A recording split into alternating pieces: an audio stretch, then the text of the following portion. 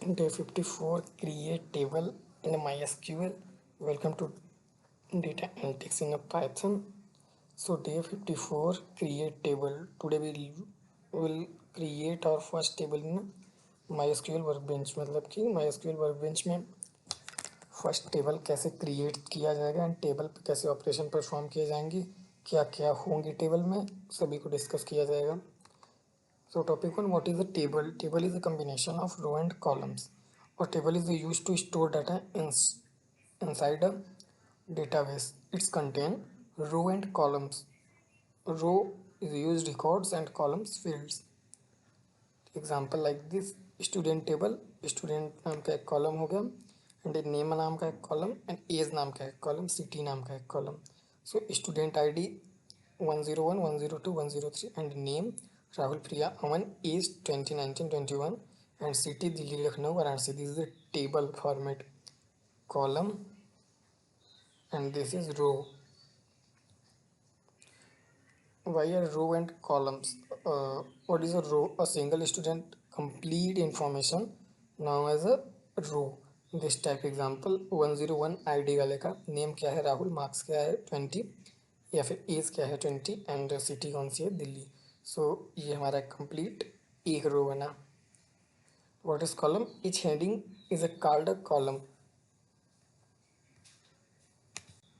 Like this student ID name is city, name is city. This type student id name is city, this is a column.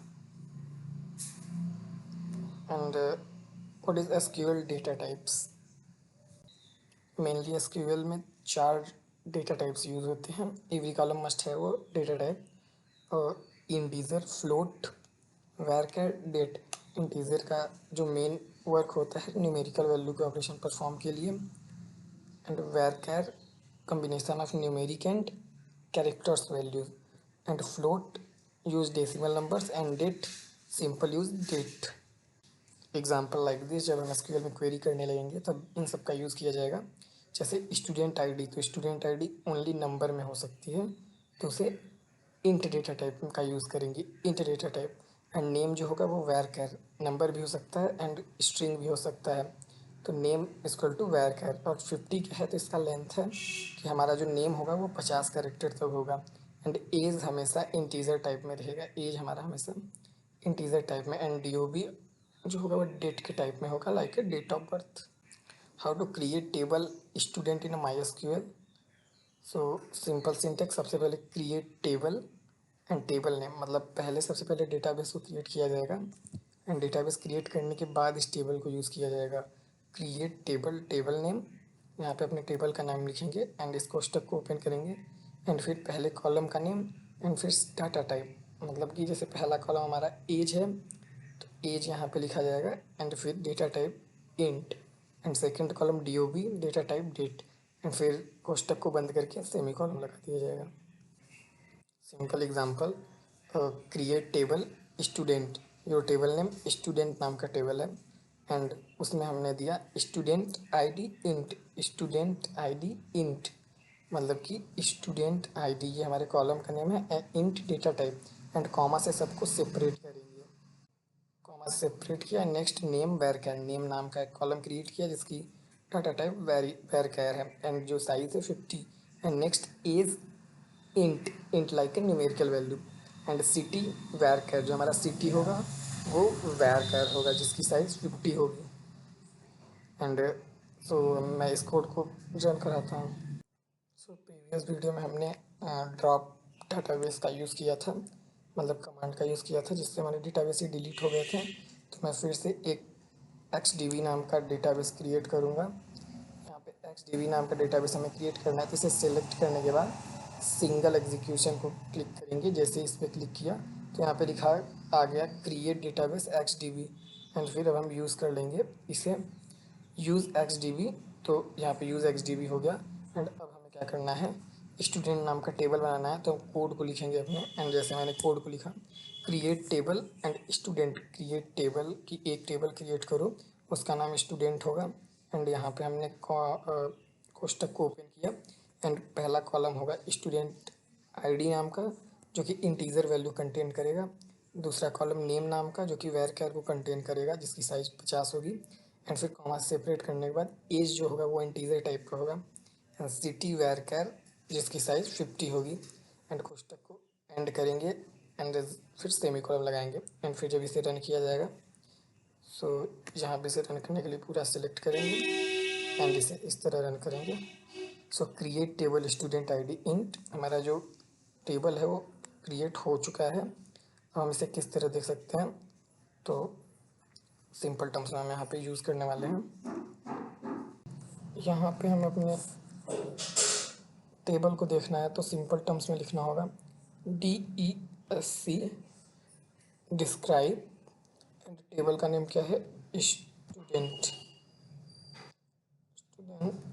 Student लिखने के बाद जब हम इसे run करेंगे तो ये देखिए हमारा जो टेबल हमने क्रिएट किया था student ID, name varchar, age int, city varchar, ये चारों हमारे आ गए हैं। Student ID, name, age, city. यहाँ पर बात करेंगे कुछ important keys like a constant. And पहला जो है प्राइमरी की, व्हाट इज प्राइमरी की।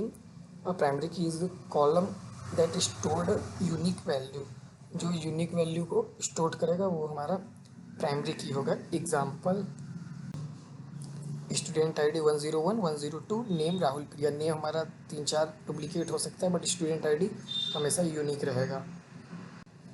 Student ID is unique so it should be the primary key, जो भी यूनिक रहेगा वो हमारा प्राइमरी की होगा। सो एग्जाम्पल दिस टाइप से no duplicate student ID is not allowed. यहाँ पे अगर हमें प्राइमरी की का यूज़ करना है तो हम स्टूडेंट आईडी के आगे इंट लिखने के बाद जैसे सारा टेबल क्रिएट करते थे उसी के आगे बस लिख देंगे प्राइमरी की। तो इस प्राइमरी की को हम अपने डेटाबेस में बना देते हैं क्योंकि आगे हम ऑपरेशन उसी पे परफॉर्म करने वाले हैं। MySQL पे हम गए एंड यहाँ पे जब हम स्टूडेंट आईडी इंट के आगे इसे लिख देते हैं एंड फिर से इसे रन कर देते हैं। क्रिएट टेबल स्टूडेंट ओके, यहाँ पे सेलेक्ट करने के बाद फिर से इसे रन करते हैं।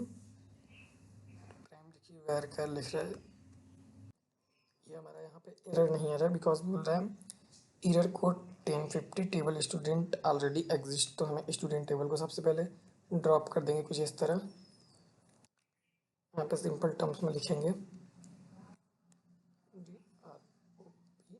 ड्रॉप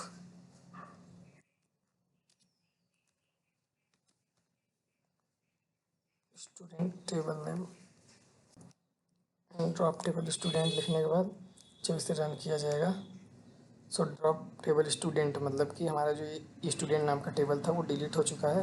एंड अब हम फिर से स्टूडेंट नाम का टेबल क्रिएट कर रहे हैं तो यहाँ पर लगाएंगे स्टूडेंट एक्स नाम से। एंड अब जब इसे यहाँ पे रन करेंगे तो सिंपल टर्म्स में हमारा ये क्रिएट हो जाएगा क्रिएट स्टूडेंट। एंड यहाँ पे अब अगर हम कोई भी डुप्लीकेट आईडी लाना चाहेंगे तो वो नहीं आ पाएगा। मैं आगे अभी बताऊँगा कैसे डेटा को इंसर्ट किया जाता है अपने SQL में। some main formulas like a show table and describe, जो इसमें शो टेबल्स करेंगे तो हमारे पास वो डायरेक्टली टेबल्स आ जाएगा। एंड नेक्स्ट है चेक टेबल स्ट्रक्चर, अगर हमें स्ट्रक्चर को चेक करना है क्या क्या चीज़ें बनी हैं तो डिस्क्राइब स्टूडेंट कर देंगे। यहाँ पे मैं शो टेबल्स वाले कोड क्वेरी को रन करके ज़रूर दिखाऊंगा।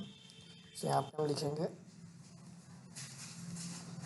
शो टेबल्स एंड इसे बंद कर देंगे पहले। एंड अब शो टेबल्स वाले को रन करेंगे तो हमें टेबल दिखा दिया कि हमारा कौन सा टेबल बना है। तो स्टूडेंट एक्स नाम से एक हमारा टेबल पहले से क्रिएट होकर रखा है।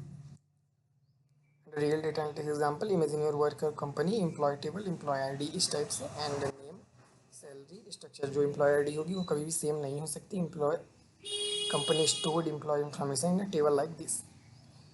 and today's practice task, open workbench and use company DB and create a student table. So simple code, please use this code. And step 3, check all tables, expected output student. Step 4, check table structure, describe student, accepted output. And this is simple. So thank you.